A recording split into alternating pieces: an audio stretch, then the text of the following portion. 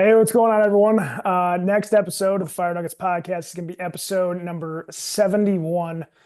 Before we introduce kind of what we're doing here, which is kind of a unique thing, we do want to say thanks to our sponsors like we always do, Elkhart Brass, Key Hose, and Vanguard Safety Wear. Thank you. Check them out. Uh, Pretty much most of us use all their equipment anyway, so great stuff by all of them. So we got a unique opportunity here. Jay Bonnifield and Nick Papa reached out to us that run the Fire Nuggets podcast, and they wanted to. I don't know if you call it a spin-off show, but they wanted to have their own thing underneath the umbrella of Fire Nuggets and have the support that we have. So those two, again, Jay Bonnifield, Nick Papa, will be bringing you what they're calling a framework. And I just wanted to take this opportunity to introduce them. Nick Ledin's here also with us too. So we're just introducing them for their first episode, episode 0. And this will be them kind of talking about what's going on and what they're planning to do with this. So thanks, guys, and we're excited to see what happens with it. Yeah, we love this idea. We love this concept. We love the crew that's taking care of this. So we're super excited to see what you guys do with this.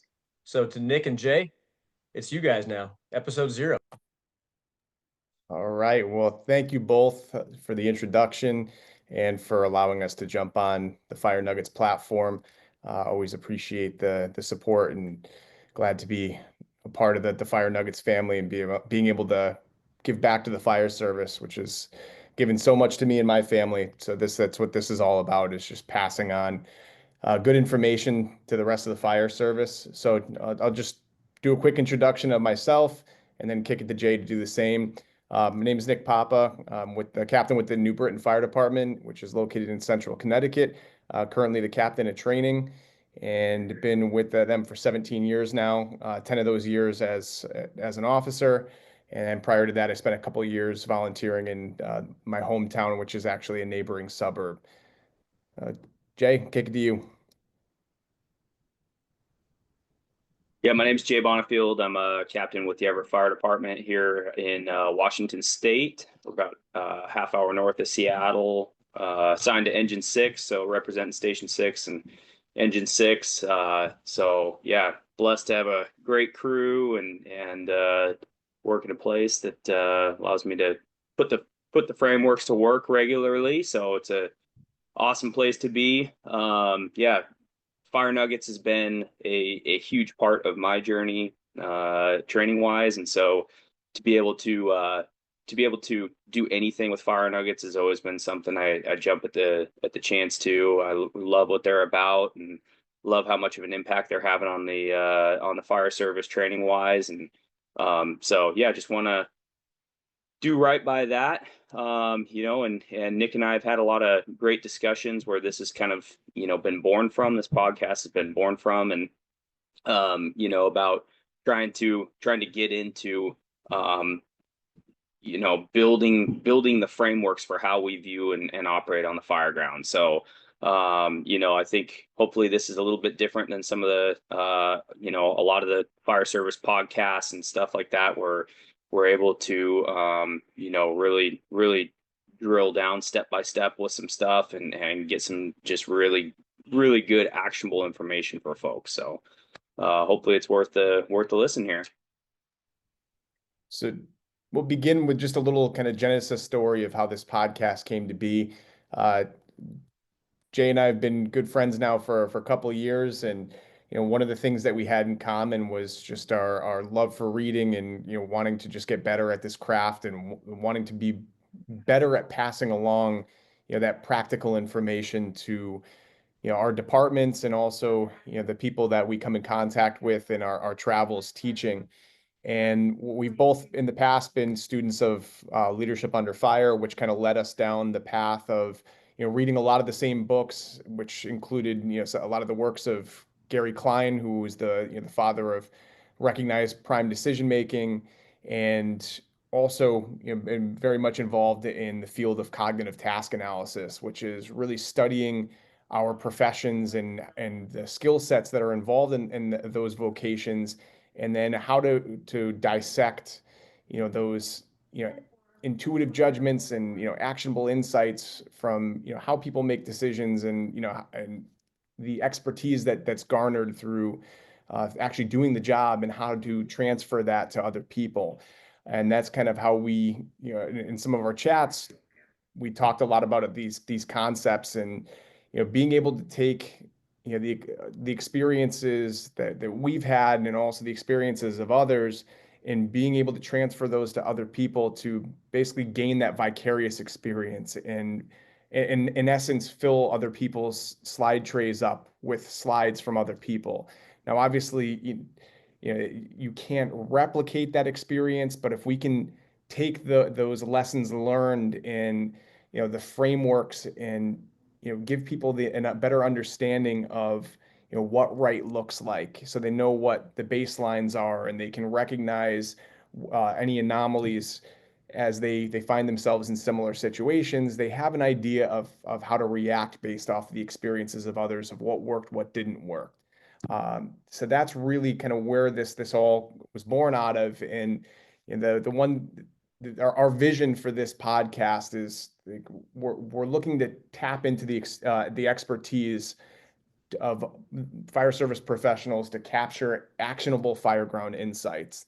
The one thing that I love about the Mission Critical Teams Institute, which their big, essentially their mission is to solve the tacit knowledge transfer problem, which, to put it in a very simple terms, like, tacit knowledge is that intuitive expertise that people gain from doing the job, or doing whatever their chosen profession is.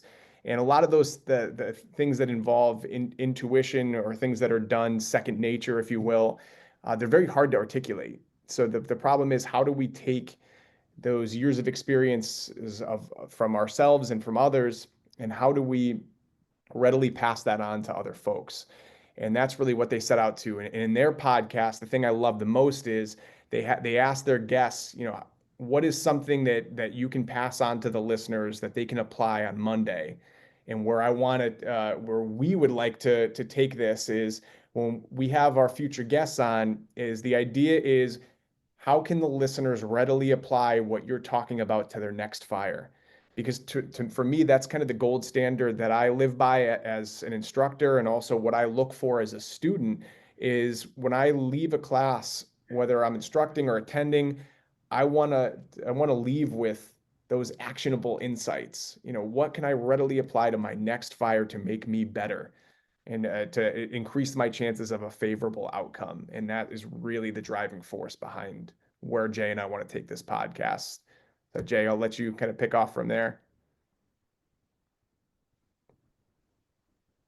Yeah, and a lot of our discussion, is centered around decision making. How Nick and I like going back and forth with how we make decisions, and our research in the decision making fields, and so on and so forth. Because at the end of the day, you can go to a class, you can listen to a podcast or something like that, and you can have this kind of large volume of information that is, a lot of times like a 30,000 foot flyover, kind of broad swaths of information coming in. And so then it's kind of up to, as the end user, the person who's absorbing that information, you have to take it all, you have to kind of synthesize it, and you have to ultimately make it fit on the fireground. And that's a really challenging, that's really challenging to do.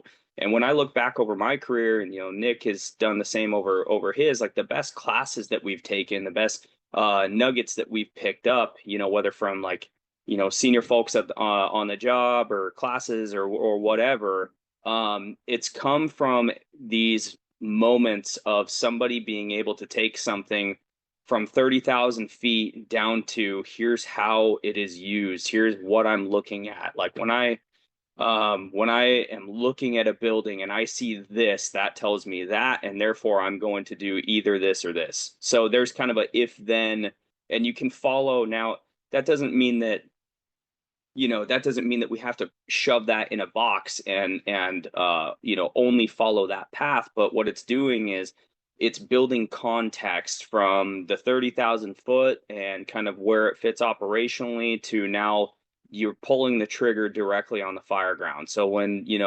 if we talk to Jeff, Bryant, Nick Ledin about search, instead of just speaking broadly about, broad search philosophy and whatnot, to be able to take those guys and put them in the building, and we can use just descriptions, we can use pictures, we can use videos, we can use, whatever we want, and we can bring them down to the ground level and say, okay, Jeff and Nick, when you locate a victim, walk me through the process that when you take that breath to decide on your removal pathway, what is going to make you choose this versus that? What's going to make you choose the door versus the window, or isolate or not, or what trigger points are you seeing, hearing, feeling, all of that kind of stuff that guides your decision making process. And so that way, as Nick and I and the listeners are sitting there absorbing this information from these guys they've thought about the subject of search to a depth and breadth that a lot of folks in the fire service haven't, myself included. I'm able to pull slides from their slideshow, context. I'm able to pull all of these cues, visual, all that kind of stuff. All that being said, when you are on the fire ground and you are kind of, your brain is going to zoom in and out from big picture to in the moment, you call it like the system 2 thinking, to the where am I in the operation, to the system 1 kind of automatic autonomous flow of being in the heat of the battle, all that kind of stuff. Well, when you are in that kind of system 1 autonomous flow on the fire ground, things are happening really fast paced. You don't have time to stop and analyze necessarily. You're more reacting. And those reactions come from the framework and kind of fireground worldview that you have already pre-established. How you built that framework, how you built that worldview, I think it's underappreciated how much goes into that. Like how much you're filling that bucket, and you can only do so much. But there's a lot of it's going to affect a lot of things. Like you'll see discussions where people are talking about risk, right? And risk is this perception that's going to vary amongst individuals. When you look at a building and you go, that appears to be high risk to me, and Nick might look at it and go, no, that's not high risk to me. There's a perceptual difference. Well, what makes for that difference? Why is it not high risk to Nick? Right? Why does it appear high risk to me? And so the lens in which you look through, the framework that you have built ahead of time, is going to basically be what guides your automatic reactions on the fire ground. So it sounds like a lot of kind of big, broad stuff, but what it really comes down to is these specific cues and bits and pieces of information that are going to build the framework that ultimately, like Nick said, end up in tangible takeaways that people react with on the fire ground. And that's the key, is the factor to remember is that when we're on the fire ground, we often don't have the luxury of time. So that system 2 thinking of that analytical going through and weighing things out, through Gary Klein's work that's what's happening on the fire ground. We're dealing with time compression, high stakes, uncertainty, novelty.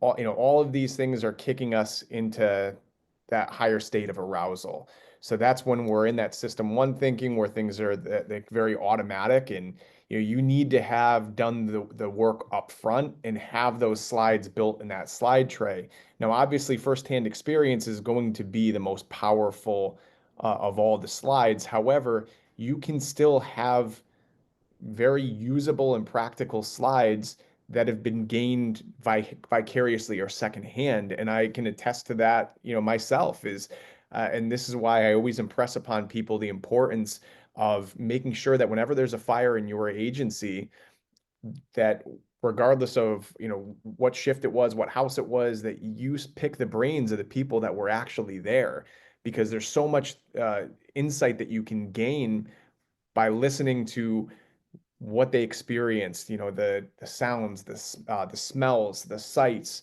what they did, what they encountered, what worked, what didn't work, and any outliers that were encountered. And for me, the one that sticks out the most is I remember being on the apparatus floor, and one of our senior officers who spent a great deal of time of his career on the rescue company was talking about a fire that he was at where they were ahead of the hand line and they found the seat of the fire, but they went to control the door only to find out that there was no door on the door frame. So they ripped off an adjacent door and used it to cover up the opening and effectively confine the fire until the line got into place. And it bought them enough time and was really the turning point in that fire, and was the difference of keeping the genie in the bottle, and allowed them to effectively conduct their search. And it was a very effective tactic. And I remember that I deposited that one in my slide tray, not thinking anything of it. And lo and behold, I found myself in that same scenario, and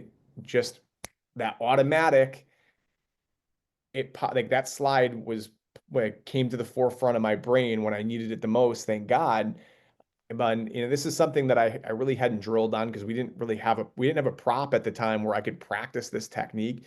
But he explained that story in such detail, and I understood the mechanics behind how to actually perform that. And I had those other kind of adjacent skill sets that I was able to readily, pull that slide out and put it into practice. And same thing, that having that slide that he transferred to me on the apparatus floor, I was able to use on the fire ground, and it saved my backside, and was really the turning point in that fire not going sideways any more than it did. So that's, again, if we can do that kind of on a broad scale, on a consistent basis, what a greater way to give back to the fire service than tapping into the very deep well of expertise there is around the country, and really drilling down to the kind of the granular level on different aspects of fireground operations, and being able to extract those nuggets to be able to pass on to other people.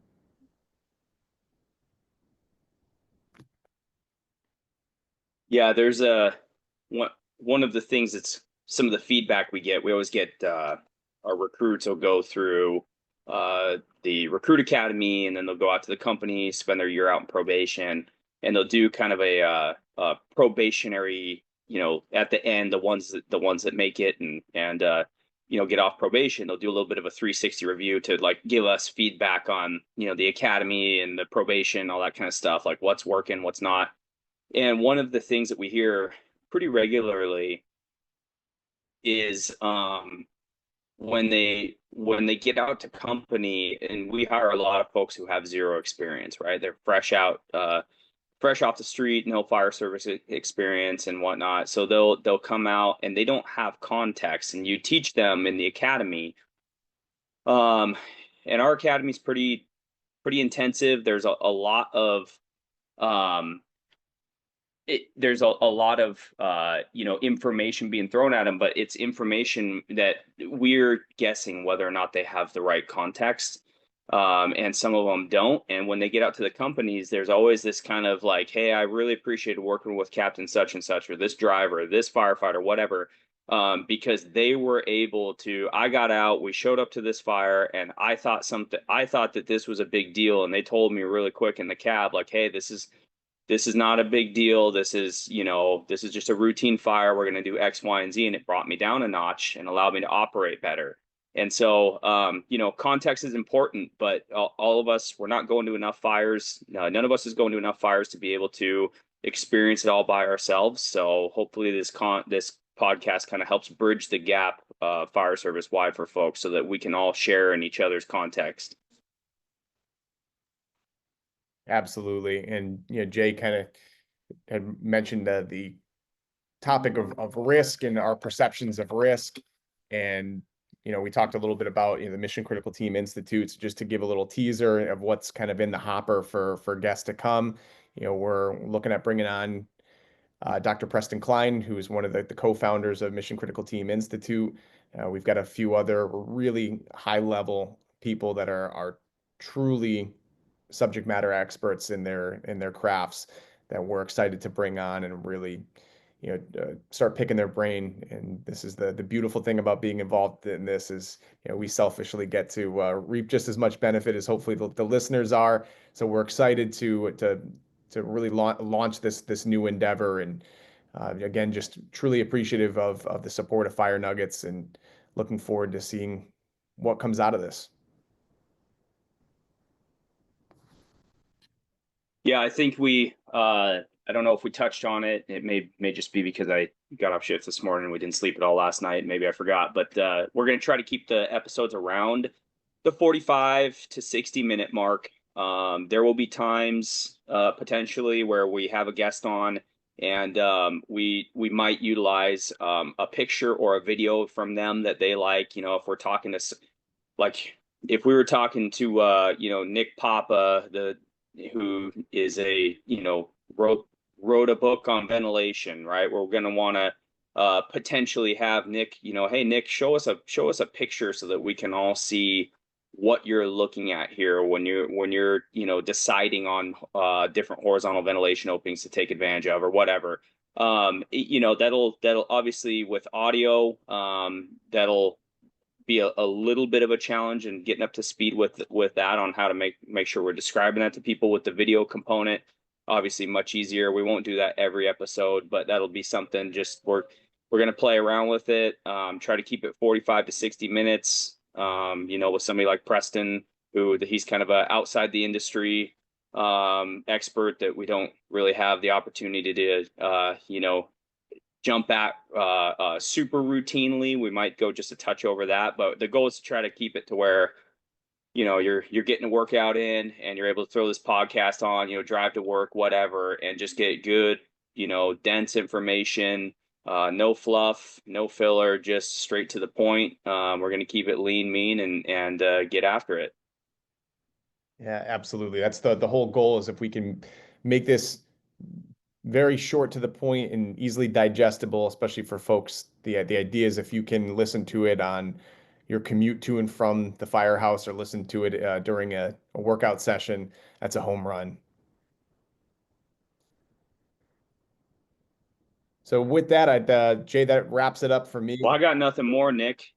Yeah, same here. So again, thank you to Nick and Jay and the rest of the board of Fire Nuggets, and we look forward to kicking off the first official episode with our first guest.